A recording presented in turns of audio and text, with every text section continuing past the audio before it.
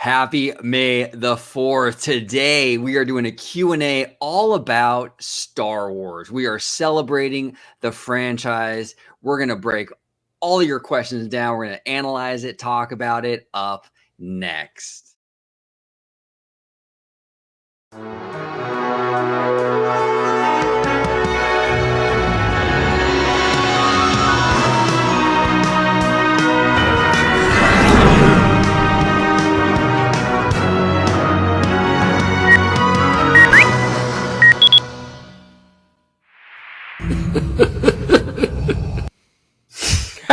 Welcome aboard to another episode of OG 55 Star Wars Edition. We're talking the movies. We're talking the parks on this May the 4th. So we have a fantastic show ahead of us today. But before we dive into all the fun stuff, let's go ahead and introduce my fantastic guest, Mr. Producer Dre, host of Freshly Squeezed, Mr. Vash Sky. Vash Guy, thank you, brother, for coming on again. How are you? I am very, very happy to be here. If anybody doesn't know, the Sky in Vash Sky stands for Skywalker because I am just that big of a nerd. So I am so glad to be here. So happy to be here. Hey, if you want to interact with me, well, it's going to be at Vash Sky right there on Twitter for all the robust discussion. And if you want to see me, well, you know what? That's going to be on the channel you're watching right now, Orange Go 55 at Freshly Squeezed, your source for juicy news and info squeezed fresh right from the Grove. Here we go. I will not fight you. Give yourself to the dark side. That's right. Let's do it. Yes. Let's do it. Okay. So we got some fantastic questions from our audience, Star Wars related, some park stuff, some film stuff. So it's going to be a good time. Let's start with our first question of the day, which comes from Star Wars Only. And they ask, what do you think Galaxy's Edge should have been? So let's start with that one. Dre, in your opinion, Galaxy's Edge now has been open for a few years. It's kind of settled in. Mm-hmm. You know, where what would you have preferred Galaxy's Edge to be? You know, I mean, how would you have approached it if it was up to you? I probably would have approached it to allow for maybe just a little bit, just allowed it to be like a little bit closer to the movies than it ended up being, right? So by two, creates a nice canvas in order to incorporate many ideas, but it's kind of a new place, you know, and it hasn't really been integrated as far as the series has kind of played out both cinematically on streaming and so forth. It hasn't been integrated into that world officially. Well, I mean, I guess officially it has, but we need more integration before it becomes a place that people can kind of recognize, right? And I would have preferred it to be a place that people recognize right off the bat, but allow for opportunities in which you can kind of immerse yourself into the story, right? So I would have, this is gonna be interesting, but here's how I'm gonna lay it out here. Instead of doing it on Batuu, I probably would have done it on Yavin 4, right? The moon of Yavin 4, because that's, at least in the previous lore, that's a pretty significant place. Those Masasi temples that the rebels end up occupying, at least in Star Wars Legends, that was where Luke's Jedi Training Academy was. That's where the War of Exar Kun actually took place. And so, in terms of the Force, those have great significance in Legends, and that allows you to do stuff like, hey, maybe you have a light side, dark side kind of temple attraction, where you're going through, maybe you're having visions yourself, maybe you're battling out with dark side characters, a la like a Jedi Training Academy, but kind of in an official place, and that would allow you to also do maybe a Galactic Star Cruiser type experience, but do it within a temple itself. And instead of, think of like Harry Potter, but Star Wars in a Jedi temple, and you're going through all that kind of stuff. That'd be dope, right? Yes. And then, you could still have your Rise and Falcon attractions. The Falcon, it has landed there before. We can conceivably have it land there again. Rise fits in just fine, right? Because it was already rebel base before. It can do so again, and that takes you off of that adventure. Maybe a speeder bike thing, that's kind of the artwork that we saw there. I suppose you could have a bantha type attraction as well, and maybe as far as the town goes, that right now we have Black Spire Outpost. Maybe you do maybe a town did prop up as part of an old base for the rebels, right? And maybe you can integrate some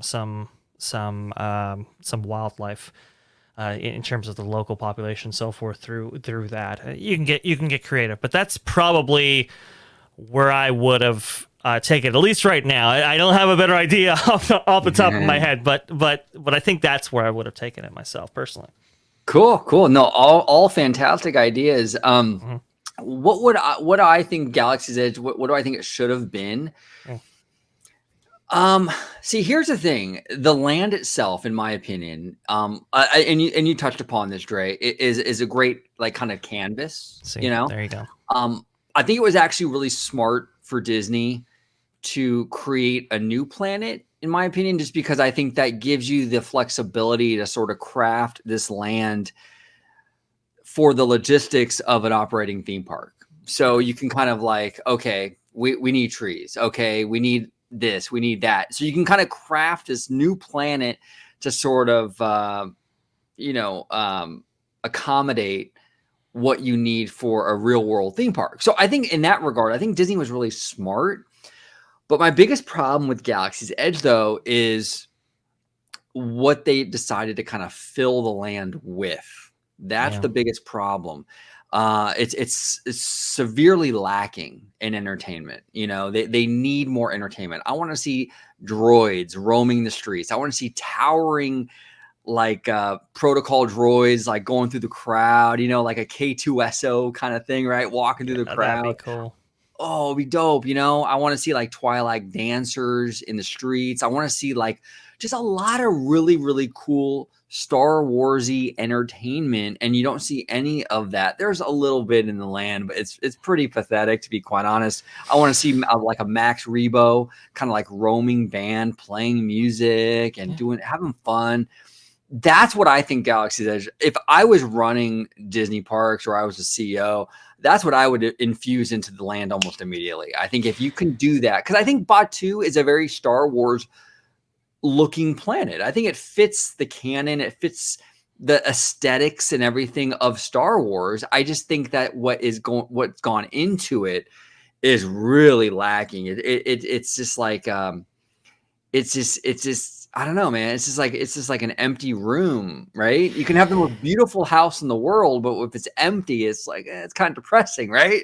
Right. And that's kind of what Batuu is, man. It's beautiful, gorgeous, immersive. Everything's perfect. It's great, but there's nothing in it. It's kind of a letdown because you have nothing in it. And Star Wars is so fantastic when you get into these creatures and droids, and that's what makes Star Wars so great and so just iconic. And they just completely sucked all that out of the land.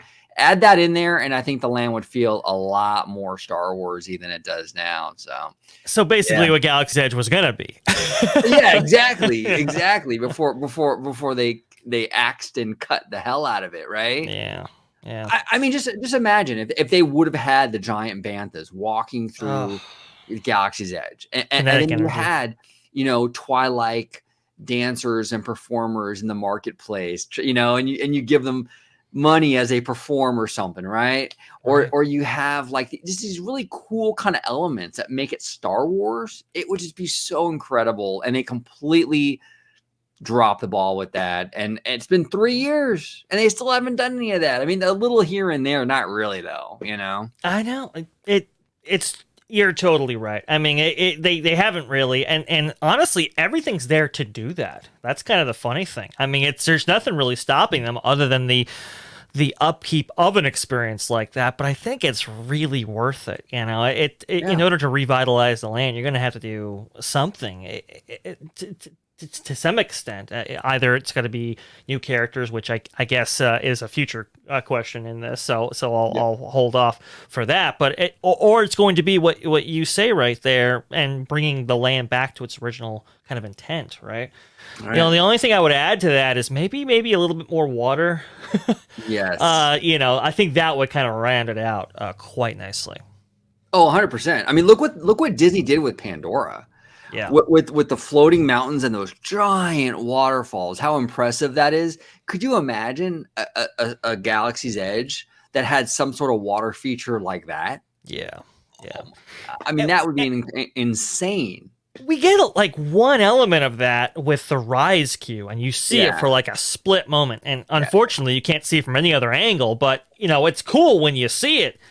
I just would have liked to have seen just a little bit more of that, but other than that, I mean, it's got good bones here. Yeah. It's not gonna take that much to make this a reality. Now, obviously, the logistics of doing a living city like that, I understand it's a hurdle without question. But if you integrate that, I mean, you now have a whole new lease on that land's life for sure. Oh, 100%, 100%.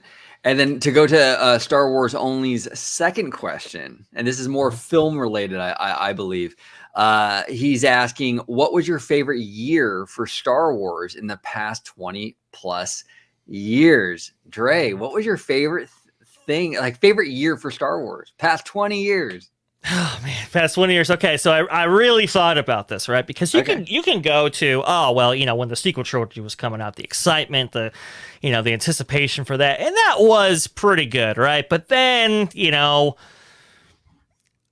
I kind of know how that story goes, and it kind of colors that a little bit, right? Yeah. So it's like, okay, well, maybe Galaxy's Edge, right? Galaxy's Edge was pretty cool, and it was, but then Rise didn't open up, and then later on, you got the effects of 2020, and that kind of put a damper on things for sure. So I'm still thinking like, what year, right? And I think I came up with a pretty good answer. Okay. And this is going to shock some people. It's going to be, just out there, right? But I think I would have to go with the year-ish of 2002 to 2003. And the reason I know this is wild, right? And you're not going to, it's like, what?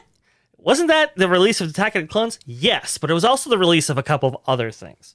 Okay. Honestly, we had some of the best Star Wars content ever come out during that time.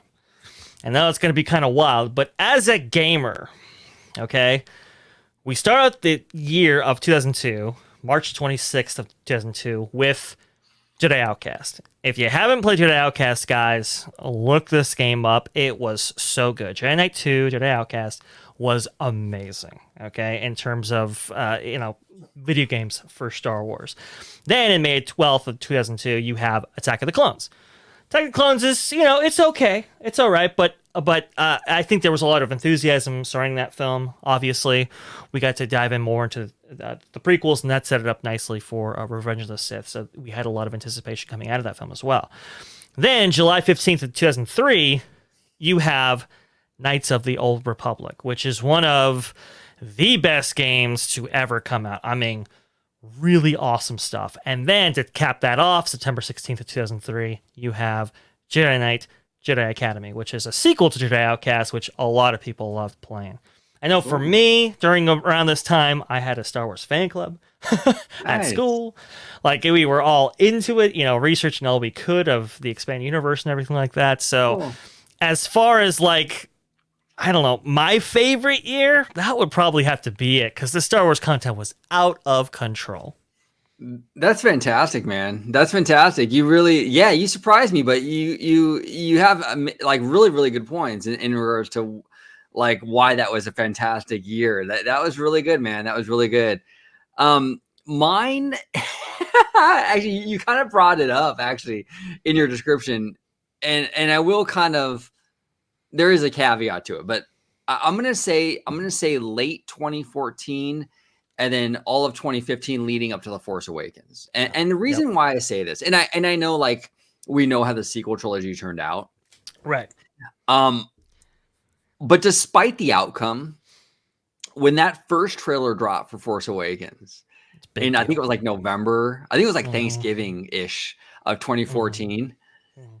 It just kind of blew my mind seeing like the new stormtroopers and the Falcon and everything for that first time. Mhm. It was like it was like being a kid again. It was Yeah. just it was so surreal to kind of go through that again, you know. And then just the energy and the hype leading up to the premiere of Force Awakens, like the world was like energized. Like there were like various companies, like airline companies and Target and things that were like in on the celebration. They were, you know, everyone was in on this thing. We were all as like this global community just so hyped for the return of Star Wars and the energy. And a lot of people say, hey, Endgame though, right? I don't know. I think the lead up to the Force Awakens was even bigger than that. It just felt like such a. Look, here's the thing. It could be because I'm more of a Star Wars guy, so it might have hit harder for me, and that definitely there's definitely bias there for sure. But for me personally, just that lead up to the Force Awakens was just incredible. It was just such an incredible year. And then the sequel trilogy premiered. You know, Force Awakens. We got Last Jedi. We got Rise of Skywalker, and it you know, look, as much as I liked each individual movie, the overall story, like as it worked together, I don't feel like it was as good as it could have been, you know. But just that lead up, though, it was so unmatched for me. The energy was so palpable leading up to that movie. It was insane. I was almost gonna say it, but I felt like there's a pretty good chance OG's gonna say it too. So let me go off on on another route to this, right? But no, I agree with you. The energy around that time was insane. Like when that trailer dropped, it got everybody hyped. You saw that what is it? There's a term for it. It's kind of like it's like Kylo Ren's crossblade saber, right? When that first like activated, it just blew people's minds, right? Chewie, we're home, that kind of thing, like all that stuff. And then they did something really cool, which was integrate that trailer or portions of it into the World of Color show that premiered as part of Disneyland's 60th anniversary. So you get that hype to it, right? So the Disney fans were getting in on it, but the Star Wars fans were really hyped about it. I remember, being outside Target for the merchandise event that was launching in October for merch exclusively for, and that was a really, really cool thing. That was awesome. And then I remember seeing Force Awakens at the AMC. That's now no longer there. Now it's a pile of rubble in downtown Disney. And guess who who was doing crowd control outside of the AMC? Who? It's your favorite Maynard. Maynard. But it was kind of cool, It was like, oh, right, okay, cool. They got cast members to do this. And I remember that whole thing. That was pretty friggin' awesome. No question. Awesome. That's awesome. Yeah, it was a pretty special time. It was, despite, hey, look, whatever side of the aisle you're on in regard to the sequel trilogy, whether, you love it, you hate it, you're indifferent, whatever it is, that lead up to the Force Awakens was pretty special. It was a pretty incredible time to be a Star Wars fan for sure. I do agree. It was pretty great. It was pretty great. But seriously, folks, Knights of the Old Republic. If you haven't played it, go back and play it, please. So, okay, perfect. So let's go ahead and move on to our next question, which is from friend of the channel, Mr. Matthew Murr. Okay, and Matthew Murr says here we go. How do you feel about the very fact that Disney owns Star Wars in the first place? Okay. A lot of fans, I think, are going to be pretty passionate about this one. Yes. He goes on to say, I'm personally okay with it, but I think there are certain franchises like Harry Potter and Doctor Who that Disney should not get its hands on. Matthew, how do I feel about Disney owning Star Wars? Here's my thing. Despite some disappointments, and there has been disappointments, I haven't been 100% on board with Star Wars. There's been quite a few things I'm like, ooh, but Lucas was going to sell it regardless. Like he wanted out, he wanted to retire, he wanted, to move on. He was going to sell it. if you're going to sell it, I think Disney was the right choice, mistakes and all. And the reason why I say that is, Lucasfilm already had a relationship with Disney via Star Tours. We already have a presence in the parks with Star Tours. And I just feel Star Wars, I got to say, I feel Star Wars is a very Disney property. It's something that, like, look, the music, the fairy tale aspect, the cowboy Western aspect, all of these things, this grandiose kind of saga, the storytelling, it's just all very Walt Disney to me. It is. It always felt very Disney to me. And I know a lot of fans will probably disagree with me on this. I get a lot of comments about how, like, Star Wars isn't really Disney and it doesn't feel like Disney. And I respect that. I don't know, though. I feel like it's very Disney. And I think it's a kind of a perfect marriage. In that marriage, there are bumps in the road and there's issues and some problems, like with any relationship, right? But I think that overall, if any company is going to own it, Disney's the best fit. Who else, if not Disney, who else would you have wanted to own Star Wars? Warner Brothers? Because they did so great with the DC stuff? No, Nope. I'm good. I am good. Even Universal, man. A lot of their stuff. We're seeing a lot of production problems right now with Fast and Furious. They're not super great on the film side. I think Disney is the best studio. If you're going to pick any studio to own this franchise, it was Disney. But that's just my opinion. Yeah, I was about to say the same thing. It's like, who else would you want owning this thing? Because George Lucas, I mean, I have great respect for the man, but and I consider him a god or a legend in the entertainment world. But let's be honest, he's not going to be around forever. So this is going to have to pass off to a brand at some point. Who would it be? If there's any studio that's made things live infinitum, even past their creators, it's gonna be Disney. That's who that's gonna be, and who's gonna do it well, right? But you also get the verticals. You get the what is it? Theme parks. Again? Yeah, theme parks, right? But that synergy with theme parks, right? That synergy with the TV aspect or the, I should say, the streaming aspect, right? You're not gonna exactly pew pew pew. You're not gonna get that really with any other studio out there on quite the same level as you can with a Disney. Disney already had Star Wars properties in their parks. It makes sense, and look, I understand. Listen, some people are really against Disney owning Star Wars, but it was gonna go to a studio anyway, and it might as well be Disney. And honestly, the only reason why a lot of those things didn't pan out was bad leadership at that time. Right. It doesn't mean that leadership or that constant will be there infinitum, going forward in perpetuity.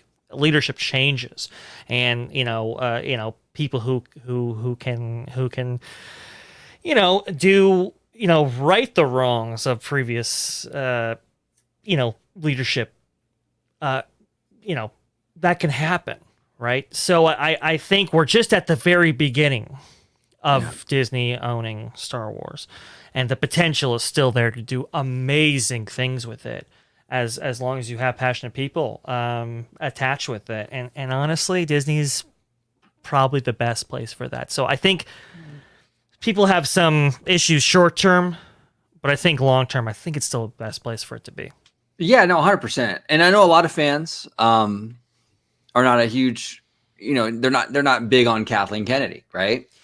And I've actually said, yeah. Rumor has it a lot of fans don't like Kathleen Kennedy, and I used to actually defend her quite a bit. Past few years though, I'm kind of over it. I feel like Star Wars needs a new direction. They need new leadership. I'm all in on like Jon Favreau kind of running the studio at this point. But like in terms of like to kind of solidify your point, Dre, like you said, like the leadership issues are temporary. They absolutely are temporary. Like Kathleen Kennedy is hey, look, she's getting older. She's more than likely going to retire. Yeah, within a few years. Yeah. You're going to have new people in there. Could be Favreau. For all we know, could be Filoni for all we know. So yeah, I think while the leadership issues and the choices haven't been 100% great, to say the least. I still think Disney owning it is the right call. I think it's a good marriage for them. It fits Disney very well.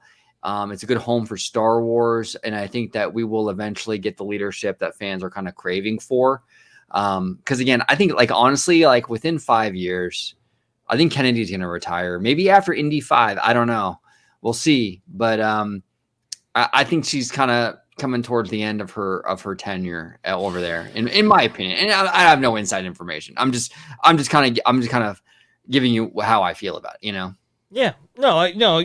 I mean, you're right. And I mean, look at some of the other Star Wars product that Disney has produced, right? I mean, Galaxy's Edge, yes, there are shortcomings to it, but holy cow, like that was done to an exceptional degree, even with its flaws.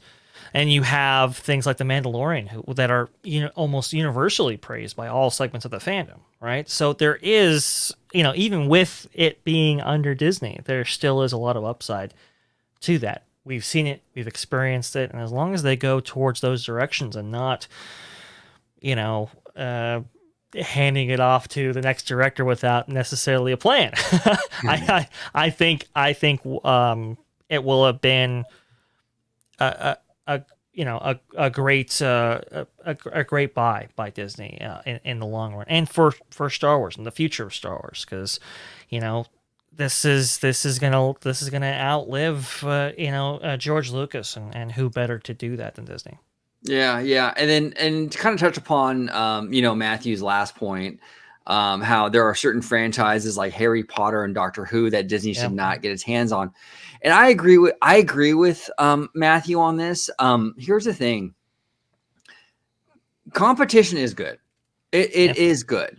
You don't want to have like as much of a Disney fan that I am, I don't want Disney to literally own everything. I think it was really great that Universal got the right to Harry Potter for their theme parks, right? It kind of gives Disney a little competition. It gives Universal something that, like, hey, we have this big franchise too. You don't want one company to own every culturally relevant franchise in the world. You want to have a little competition at least. And I think that's good, right? I think it's good. I think it's healthy for the market. I think it's healthy for Disney. I think it's good for like Universal and other companies like that. So I would agree with Matthew on that. I wouldn't want Disney to own Harry Potter or the theme park rights to Harry Potter or Doctor Who. I don't want Disney to buy DC. I think you need to have other companies to own some stuff too. And I think it's just kind of like that competition fuels innovation and better products. And when one company owns every single franchise that's of cultural relevance, it's probably not a good idea. What do you think about that, Dre? No, I agree. Agree with that completely. I think there are things that work within like Disney, like the brand, and maybe there are some things that kind of maybe don't integrate so well, but beyond that, it's the competition factor for sure. I mean, some of these other studios have to have some franchises of their own to provide some competition for Disney, and I think that's a good thing. Just to give, I don't know, to foreshadow some upcoming shows, we have a lady coming on who is a big Harry Potter fan. Huge Harry Potter fan. If you ask her about, J.K. Rowling actually owning the franchise, she could tell you all about how that's, how the fans are not as enthused about that prospect and are excited about the prospect of maybe somebody else owning the franchise for a bit. So, it can go a lot of ways, is what I'm saying. And but Disney owning it, probably not. Yep, 100%. And our next question comes from Jacob's Quest. Now, I do want to start this off before I read his question. Jacob's Quest has a fantastic YouTube channel. I've been a fan of his stuff for years. And he does a lot of Star Wars, a ton of Star Wars stuff, and even dips into like Marvel and DC and all that stuff. I'm going to link his channel down below in the description. Give this man a subscribe. He really does a lot of great analysis, a lot of great reviews and everything. And he's a friend of the channel. And I'm a big fan of his work. So check him out if you get a chance. Subscribe to him. and check out all the great work that he does. All right. So let's dive into Jacob's question, though. And it says here, now that we're almost 3 years removed from the sequel trilogy, the parks start doing small character appearances from more recent shows. Din Djarin and Ahsoka will only become more recognizable to the masses as time passes. Or is immersion in the sequel trilogy too important? Now, Dre, we kind of touched upon this a little bit the other day. We did. On a live show. Let's expand upon it a little bit. But just to kind of recap, what are your overall thoughts on them kind of getting rid of the timeline for Galaxy's Edge, or at the very least, kind of minimizing that timeline? Where are you at with this? Oh, I would fully invite, as I think you know, I would fully invite them to get rid of the timeline completely and really open up character integration and pieces from the various timelines into the existing Star Wars content as exists today in Galaxy's Edge. I would be fully on board with that. Like no question. I think the timeline is a big restriction in allowing for a lot of these characters to be realized in the parks. Honestly, it's just holding them back arbitrarily at this point, and it doesn't really make sense. If you ask the general audience, what they think a Star Wars land should be, they have a vastly different feeling on it than what actually exists in the park. There's a disconnect there, and I think that should be overcome.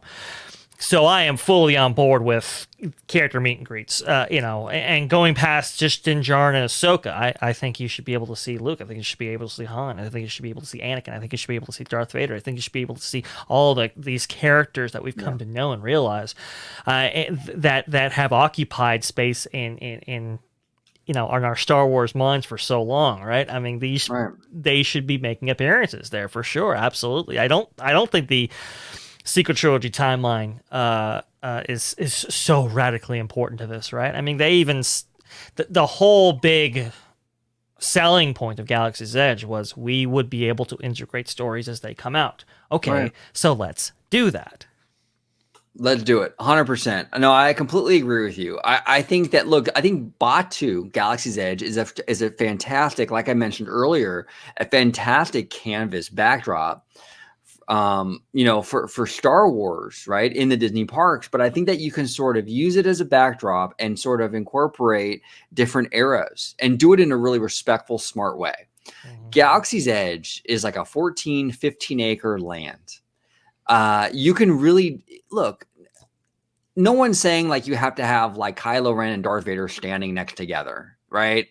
You can do it in a way. It's 14 acres. It's 14 acres. You can have an entire area in one end of Galaxy's Edge where you have Anakin and Kenobi doing like meet and greets, right? Yeah. At the way other end of Galaxy's Edge, you can have, sequel trilogy or original trilogy with like Han, Leia, Luke, right? You can even do meet and greets with like the Filoniverse animated shows for like the youngsters and things like that. But you can separate them. So if you don't want it to be kind of jarring, whatever, for continuity reasons, you can do that. But I think it needs to be done. I really do. I think it needs to be done. I think there's so much content now coming out for Star Wars, whether it be maybe in theaters eventually or on Disney Plus, where all these things are coming out from different timelines. We're looking forward in 2 or 3 weeks for Kenobi, which takes place 10 years after the Revenge of the Sith. Yes. It would be great to have some sort of synergy in Galaxy's Edge in regards to that new show coming out. Avengers Campus does it.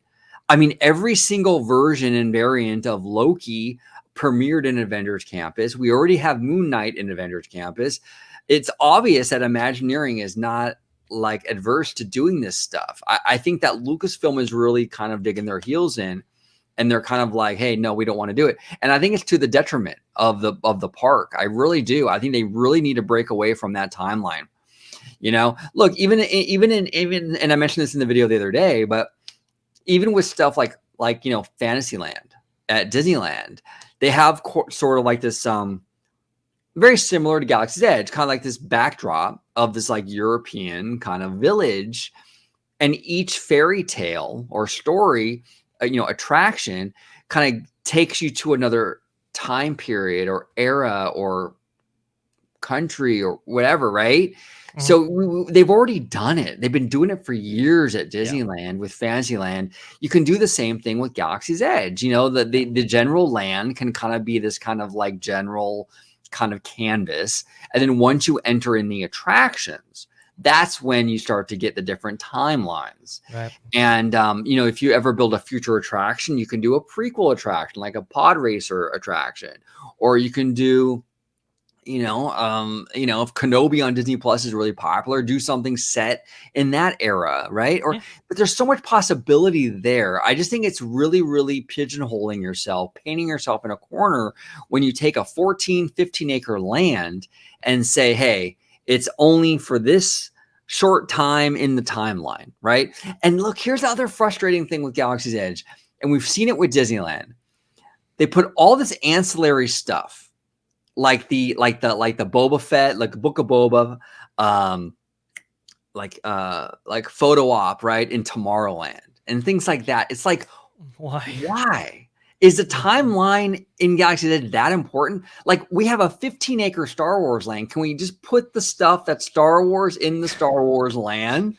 It's crazy to me that all this it's a wild thing, honestly. It blows my mind that you have literal Star Wars stuff, like Book of Boba Fett. You're trying to promote, you're trying to do that synergy, and you're not going to put it in the Star Wars land. You're going to put it in Tomorrowland. Why? Why even have the Star Wars land if majority of 90% of the Star Wars stuff can't go in the land?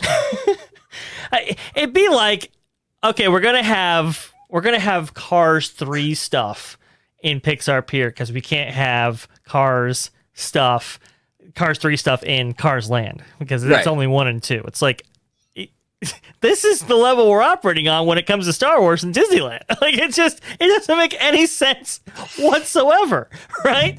But look, listen, I mean, even with the idea of bringing in, other characters, you were talking about geographical locations, but I think like time. So, you could do like prequel characters in the mornings, sequel, trilogy, original trilogy characters and Filoniverse characters in like the afternoons, and then in the evenings you could do sequel trilogy, right? Yes. And they can all occupy that space cohesively. So clone troopers and stuff, and in that prequel timeline, regular stormtroopers in the original timeline, and so forth.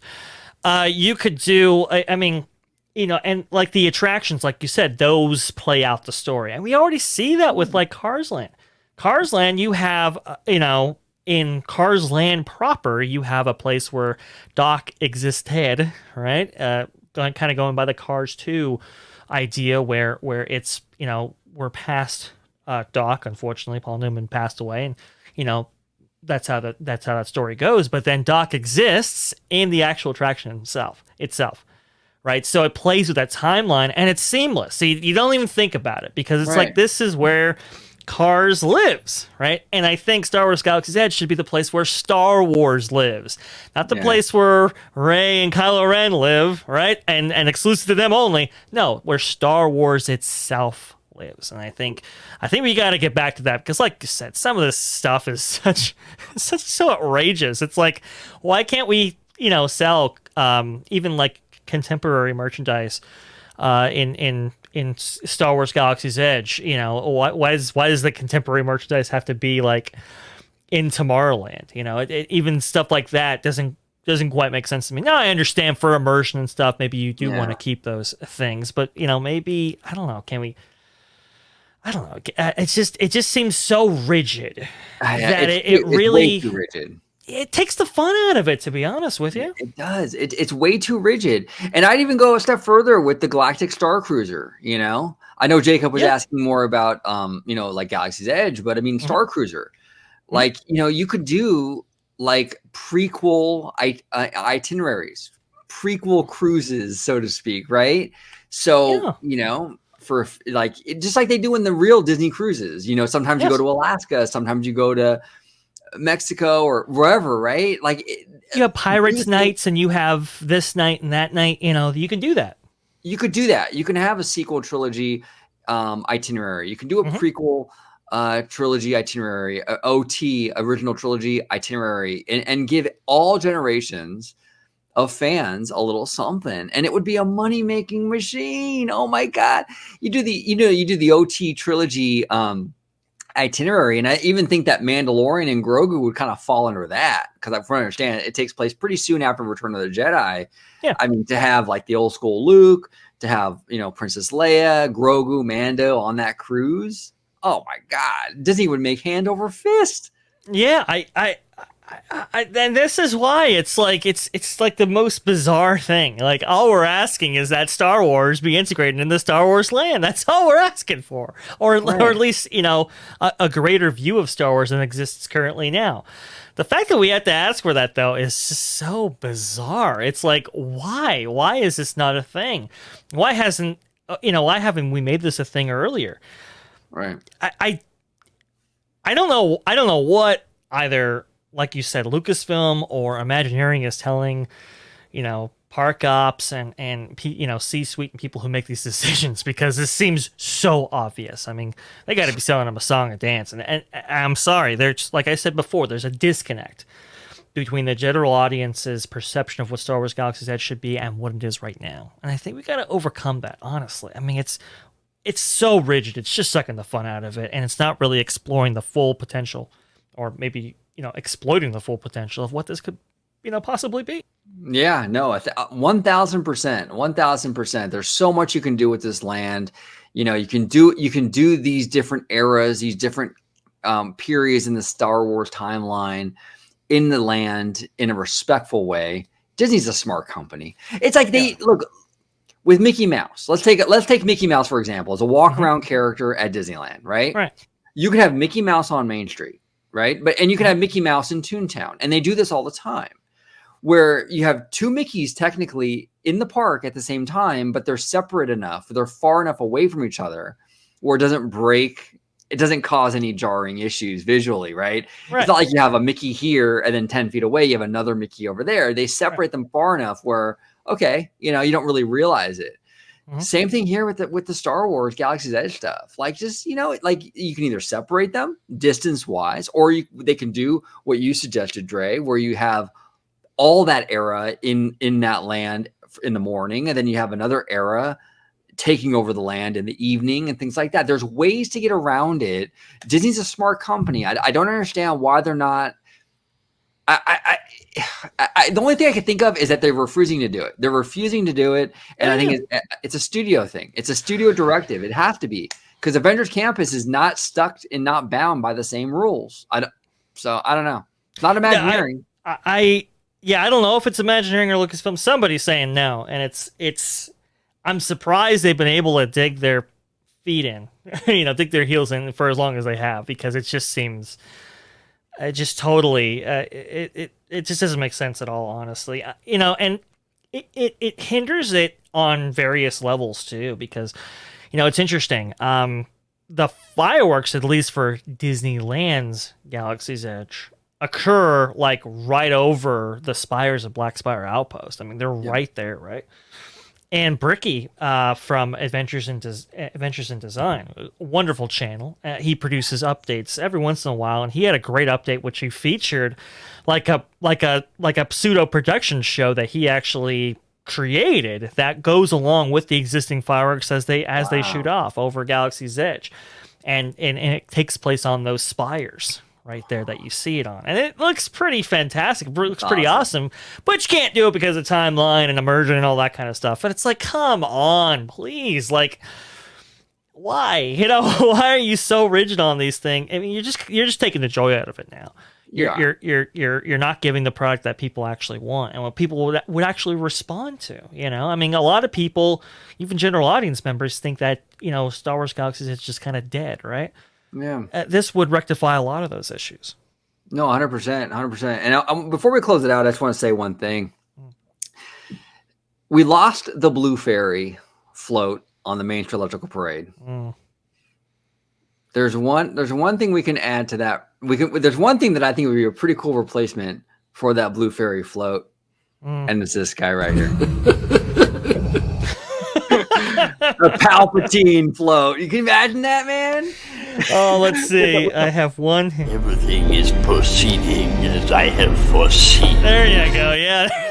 You know, with That would the be force cool. lightning and everything, that'd be so dope. No, Look, I'm kidding. I- But it would be pretty funny though. Well, I mean, you do touch on something a little bit here, right? I think, like, we were talking about the prospect of a Marvel themed parade for DCA. How about a Star Wars themed parade for Disneyland? That would be so dope to have both those franchises, going. Oh my gosh. It'd be great. Disney, come on, let's unlock some of this potential here. It's there. Let's go. Come on. It's so much potential and they're sitting on it. They're absolutely sitting on it. But Dre, I want to thank you, brother, for coming on this May the 4th and talking Star Wars, celebrating this franchise that we all love dearly. If you can let everybody home know where they can find you on social media, sir. Well, you can interact with me on Twitter right down there, just like it's spelled. Lots of robust discussion on there, that's for sure. Well, it looks like we're going to do it right here. Robust discussion alert. There you go. Yes, lots of robust discussion, that's for sure. And if you want to see me, well, it's going to be on the channel you're watching right now at Orange Grove 55 at Freshly Squeezed, your source for juicy news and info, squeezed fresh right from the Grove. It was said that you would destroy the Sith, not join them! Sorry, Obi. This is what's going to be. Well, thank you so much for joining me today, Dre, and thank you all for watching on this May the 4th. If you can comment down below with your opinions on everything we talked about today, in terms of what's your favorite year for Star Wars? What would you do to improve Galaxy's Edge?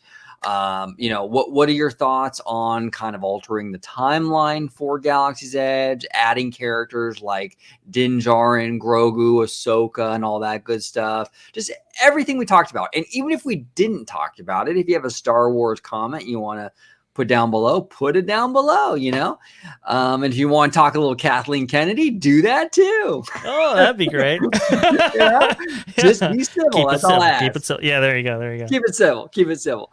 But comment down below, and I want to thank everybody for watching. May the 4th be with you. Enjoy the day. Watch a little Star Wars today and have fun. Play some Knights of the Old Republic, and just go Star Wars all the way today. You got it. It was May the 4th. Let's do it. May the 4th. Let's do it. May the 4th. So have a great day, everybody, and may the Force be with you.